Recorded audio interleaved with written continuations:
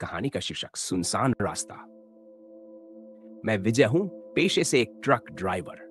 पिछले 10 सालों से हिमाचल के खतरनाक और घुमावदार पहाड़ी रास्तों पर ट्रक चला रहा हूं। मेरे लिए यह सिर्फ एक नौकरी नहीं, बल्कि मेरा जुनून है। ऊंचे पहाड़, बर्फ से ढकी चोटियां, संकरे मोड़, इन सब का मैंने कई बार सामना किया है। लेकिन एक रात जो कुछ मेरे साथ हुआ, उसने मेरी जिंदगी को बदल दिया। उस रात मुझे शिमला से कुल्लू के लिए सामान लेकर जाना था। रात का वक्त था, करीब 10 बजे। चारों तरफ अंधेरा पसरा हुआ था और ठंडी हवाएं चल रही थीं। ये वही पहाड़ी रास्ता था जिससे मैं कई बार गुजरा था, लेकिन उस रात का माहौल कुछ अलग था। दिल में एक अजीब सी बेचैनी थी, मानो कुछ गलत होने वाला हो। जैसे ही मैं काली घाटी के पास पहुंचा, हवा अचानक बहुत ठंडी हो गई। मैंने सुना था कि यह जगह मनहूस मानी जाती है, लेकिन कभी ध्यान नहीं दिया था। रास्ता घना जंगल से होकर गुजरता था और यहां हमेशा एक सन्नाटा रहता था।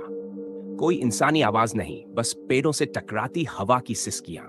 करीब 30 किलोमीटर चलने के बाद अचानक ट्रक झटके से रुक गया। ऐसा पहले कभी नहीं हुआ था। मैंने ट्रक से उतरकर देखा, पर कोई खराबी नजर नहीं आई।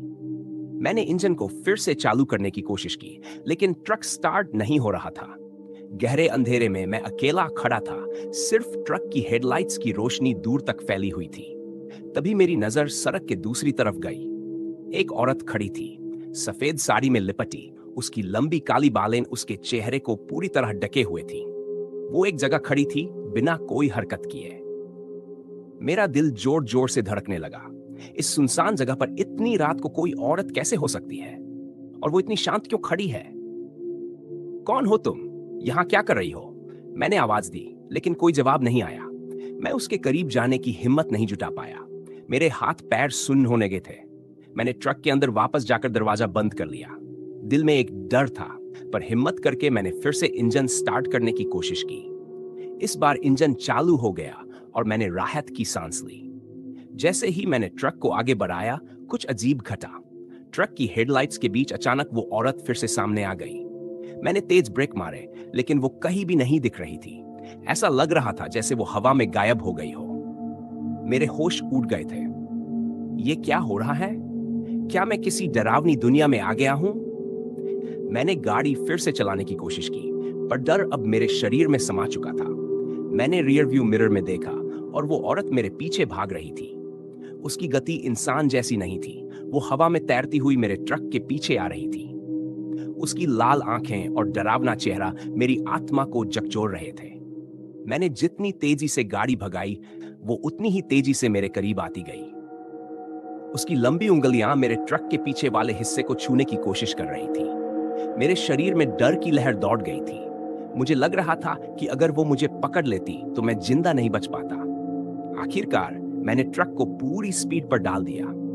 आगे एक तीव्र मोड़ था और जैसे ही मैं उस मोड़ पर पहुंचा, वो औरत गायब हो गई।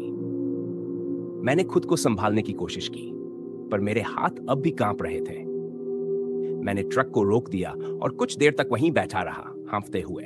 दिल की धड़कनें इतनी तेज थी कि मुझे लगा कि वो फट जाएंगी। कुछ देर बाद मैंने हिम्मत जुटाई और ट्रक को फिर से स्टार्ट किया। अब मैं बस चाहता था कि किसी तरह इस सुनसान घाटी से बाहर निकल जाऊं। कुछ किलोमीटर आगे मुझे एक छोटा सा ढाबा दिखाई दिया। मैंने ट्रक को वहां रोक दिया और अंदर चला गया। ढाबा सुनसान था। सिर्फ एक बूढ़ा आदमी काउंटर पर बैठा था। उस बूढ़े ने मेरी हालत देखी और पूछा, क्या हुआ बेटा? तुम्हारा चेहरा तो सफेद हो गया है। मैंने उसे पूरी कहानी सुनाई और उसकी आंखों में चिंता की लकीरें उभर आईं।